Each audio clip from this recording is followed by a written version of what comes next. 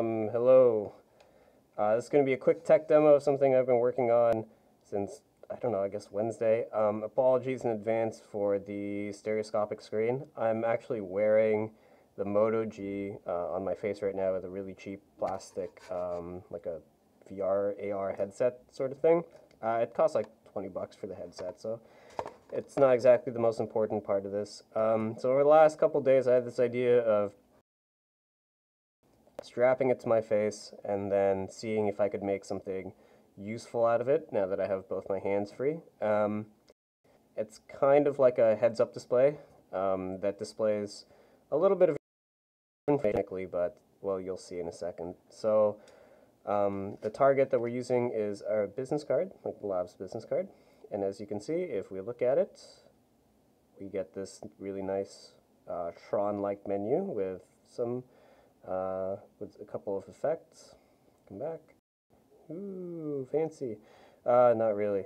So what actually happened that as I go through all of these 4 particular views, these 4 out of the 20 standard transesophageal echocardiography ultrasound slices, when I move my head, it'll actually select which particular view you want, and then on the left-hand side, it will display the relevant anatomy, as you can see here, so we can zoom in, and what it looks like an actual ultrasound. So these 2 images over here were taken as screenshots from the Pi website, which is a great resource for any ultrasound-related educational material.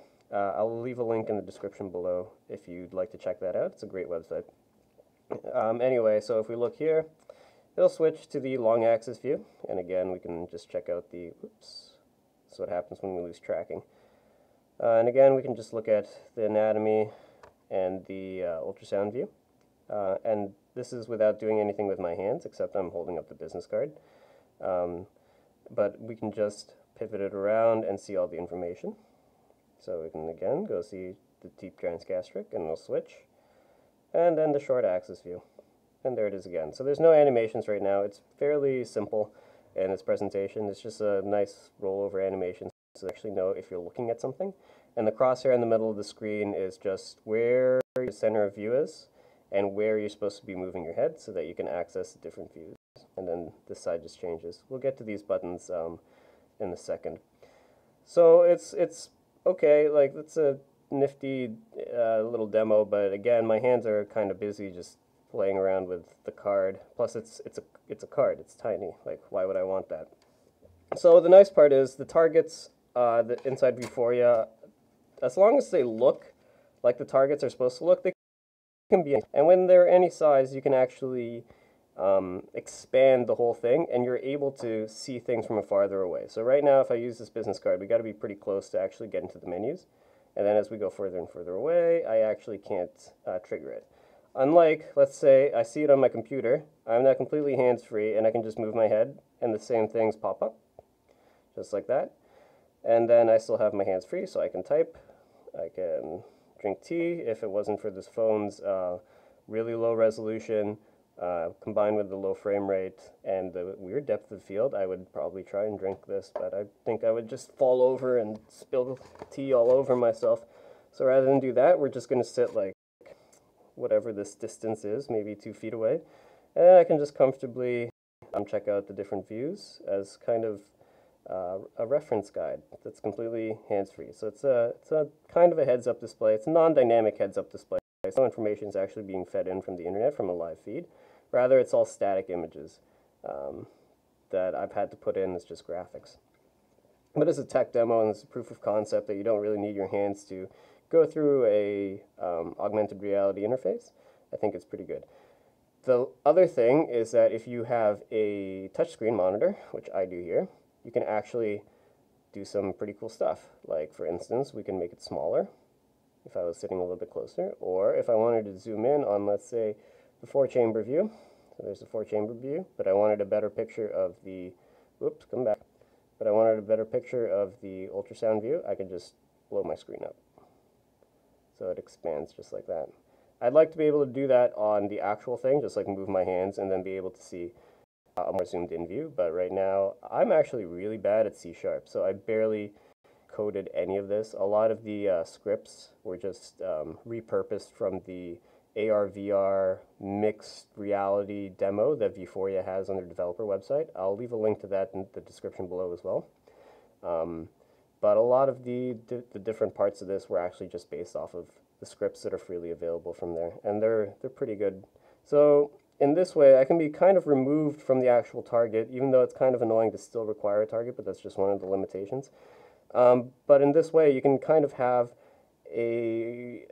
like an information overlay of something, but you can still use your hands to do something. So if, for example, you are a clinician who wanted a little reference guide as you were doing an ultrasound exam, and you just wanted to make sure if the different structures, for example, or the different views that you're actually supposed to be getting, you could be doing your ultrasound exam on one side here, and then you could turn around, and you could just quickly check your reference, because the responsiveness is actually pretty good.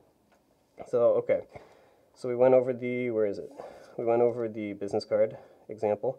We went over the massive target on a computer monitor example that you can interact with in both touch and display. The last one here is a combination of 3D printing plus, okay, where is it? 3D printing plus the actual overlay. So I know that these modules are meant for a TEE probe, but we have a 3D printed TTE probe here that we use for just demo purposes.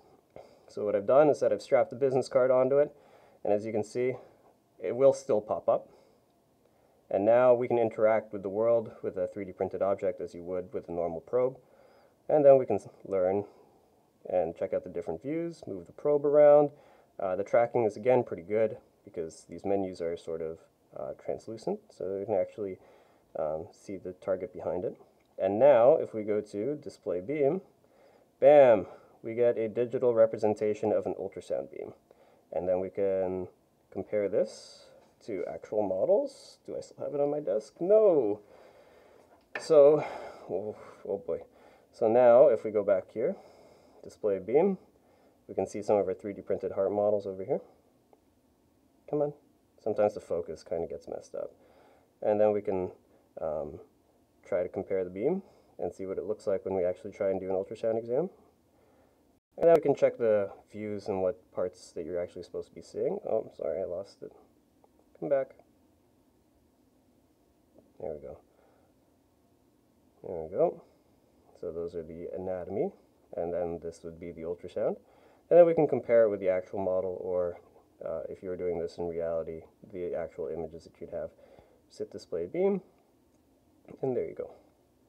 The display beam option is still fairly finicky because of the angles that are involved, plus the angling of the card itself. We can rotate the card though, and then the beam rotates, but it's really supposed to be coming out pretty parallel to the body of the probe. And then we can turn the beam off if it gets annoying. There we go. So again, we can start to combine different things. I have my hands free, I can walk around the room if need be, and still have a digital overlay of the world with a complete menu that I can just access with my head. I wish it was with my eyes, but I don't have eye tracking. Yeah, that's it for now. It's coming along. I'm not really sure what else to put in this. I mean, technically there's supposed to be 20 of these, and the images are again available all on the Pi website. But I really didn't want to code a drop-down menu at this point, but I guess that could be next, or put in some animations or something. But really what I'd like is like a live feed data to make this thing kind of a little bit more alive, I guess, because right now it's fairly static. So yeah, thank you for watching, and I'll see you next time.